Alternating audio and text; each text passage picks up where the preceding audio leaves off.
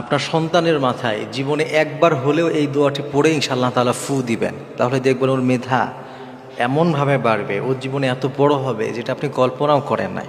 Life অন্তত একবার হলেও এটা আপনার করা উচিত, কারণ এই দোয়াটি নবী সাল্লাল্লাহু আলাইহি ওয়াসাল্লাম করেছিলেন এমন একজন সাহাবীর জন্যে, যে ওই সাহাবী জগৎ বিখ্যাত সাহাবী হয়ে গিয়েছিলেন। এই জন্য এই দোয়াটা অত্যন্ত পাওয়ারফুল একটা দোয়া। এই পৃথিবীতে আপনি যত বড় বড় আলেম দেখেছেন কিংবা যত বড় বড় মুহাক্কিক, মুফাসসির, মুহাদ্দিস দেখেছেন, সকলের জন্যই তাদের বাবা মা, তাদের উস্তাদরা এই দোয়াটা করতেন। অসাধারণ একটি দোয়া। এই দোয়াটা ইনশাআল্লাহ জীবনে একবার হলেও করা উচিত।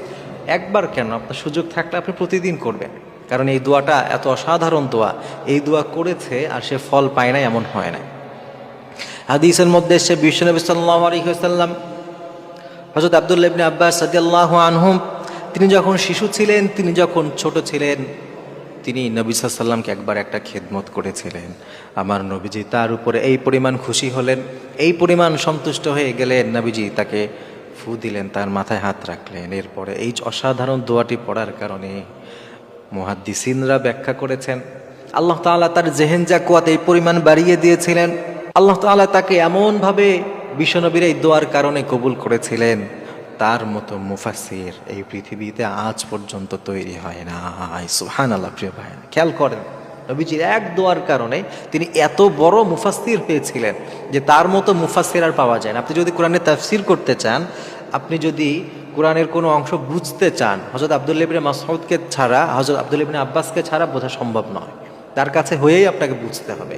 এত বড় মুহাদ্দিস, এত বড় মুফাসসির আল্লাহ তাআলা তাকে বানিয়ে দিয়েছিলেন। এজন্য আপনি যদি আপনার সন্তানের ভালো চান, আপনি যদি চান আপনার সন্তান বড় হোক, আপনার সন্তান অনেক ভালো কিছু দিনের জন্য করুক, মানুষের জন্যে, কল্যাণের জন্যে কিছু কাজ করে যাক, কিছু করে যাক, এই পৃথিবীতে কিছু রেখে যাক যেটা আপনার জন্য জান্নাতে উসিলা হতে পারে, তাহলে আপনার সন্তানকে নিয়মিত আপনি এই দোয়া পড়বেন। বিশ্বনবী সাল্লাল্লাহু আলাইহি ওয়াসাল্লাম এই দোয়াটি অসাধারণ একটি দোয়া শিখিয়েছিলেন।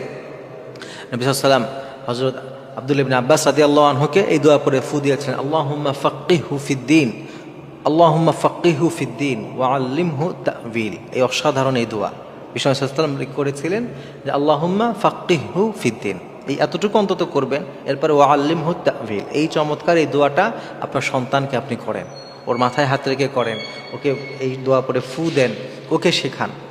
আপনার স্নেহের যারা আছে তাদেরকে এই দোয়া পড়েন।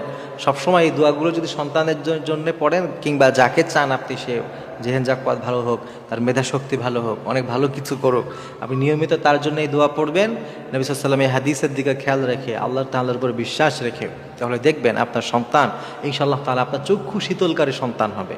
ও জীবনে এমন কিছু করবে যেটা আপনি কল্পনাও করেন নাই। গোটা পৃথিবীর জন্যে সে এক উদাহরণ হয়ে থাকবে যদি আপনি তার জন্যে এই দোয়াটা করতে পারেন।